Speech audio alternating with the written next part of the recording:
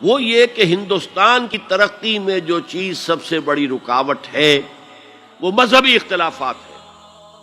لہذا ایسا کرو، سارے مذاہب جو ہیں اسے ہاون دستے میں ڈالو، کوٹ کوٹ کے چورا چورا کر کے بناؤ صفوف، اور یہ مذہب سب کا ہو جائے تو مذہبی اختلافات ختم ہو جائیں گے۔ دوسری بات ان کی سمجھ میں یہ آ گئی کہ اصل میں اختلاف رسالت اور شریعت کی بنیاد پر ہوتے ہیں، لہذا دین الہی بس خدا کو مانو، بس رسالت وغیرہ کو چھوڑو۔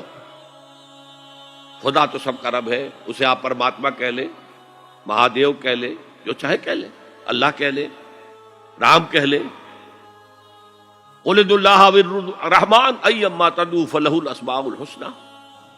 قرآن کہتا ہے تم اللہ کہہ کر پکار لو یا رحمان کہہ کر پکار لو، جس کو بھی تم پکار رہے ہو یہ جان لو کہ تمام اچھے نام اسی کے ہیں۔ یہ فلسفہ تھا بہت گہرا، وہ جاہل تھا، ان پڑھ تھا، لیکن بہت بڑا سیاستدان تھا، اکبر، اس میں کوئی شک نہیں۔ لیکن یہ کہ اگر ایک حکومت، اور جو سب سے بڑا مغل اعظم جس کو کہتے ہیں، اس کے زمانے میں مسلمانان ہند جو ہیں سیاسی اعتبار سے اپنے عروج پر تھے، لیکن دینی اعتبار سے پاتال کا معاملہ آ گیا تھا کہ دین محمدی ختم، 1000 سال کا ایک دن ہے اور وہ ختم ہو چکا۔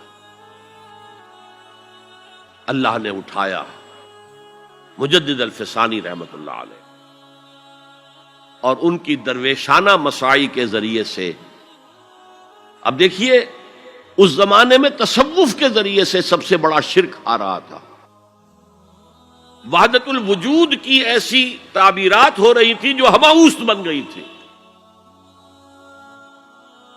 ہماوست اور وحدت الوجود کے درمیان تو زمین آسمان کا فرق ہے۔ ہماوست میں کائنات حقیقی ہے، خدا اس میں حل ہو چکا ہے، اس کے اندر ظاہر ہو گیا، اور وحدت الوجود میں وجود حقیقی صرف اللہ کا ہے، اس کائنات کا وجود کوئی ہے ہی نہیں حقیقت میں۔ لیکن یہ ختم ہو رہا تھا۔ اس پہلو سے مجدد الفسانی کے مجدد اعظم کو اللہ نے کھڑا کیا، شیخ احمد، حضرت عمر کی اولاد سے تھے، فاروقی تھے، شاہ ولی اللہ بھی فاروقی تھے، لگے فاروقیم کہتے ہیں شیخ احمد صدی، میری فاروقی رگ پھڑکتی ہے اس پر۔ اس کے نتیجے میں وہ دین الہی کا خاتمہ ہوا۔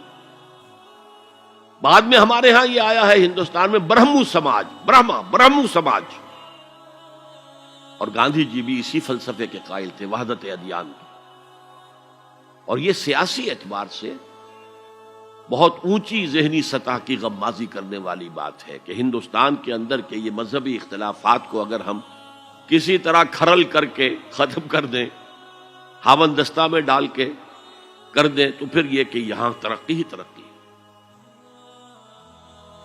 بہرحال سجدہ گردن نہ جھکی جس کی جہانگیر کے آگے، جس کے نفس گرم سے ہے گرمی احرار، وہ ہند میں سرمایہ ملت کا نگہباں، اللہ نے بر وقت کیا جس کو خبردار۔ تو ہم نے شرک فی العبادت میں پہلے بات کی، شرک فی الاطاعت، انفرادی سطح پر نفس معبود، اجتماعی سطح پر عوام کی حاکمیت، بدترین شرک اس دور کا، عظیم ترین شرک۔ اتنے بڑے پیمانے کا شرک کبھی نہیں ہوا دنیا میں۔ اس کے بعد شرک فی المحبت، مال کی محبت، تعس عبد الدینار و عبد الدرہم، وطن کی محبت یا کسی اور شے کی محبت، اگر وہ اللہ کی محبت کے برابر بھی آ جائے، بڑھ جائے تو اور بھی بڑی بات کہنی پڑے گی، لیکن ہمارے پاس شرک سے اوپر کی اصطلاح کوئی نہیں۔ پھر شرک فی الدعاء، اللہ کے سوا کسی اور سے حاجت روائی کے لیے، مشکل کشائی کے لیے پکارنا کسی۔ پھر شرک فی المراسم العبودیہ، قنوت ہے، رکوع ہے، سجود ہے، یہ ذل والخضوع کی، کسی کے سامنے جھک جانے کی ایک علامت ہے، سمبل ہے۔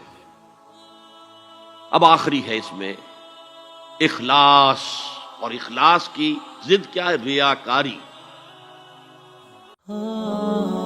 خليل بالقرآن هو إمامنا على هداية الله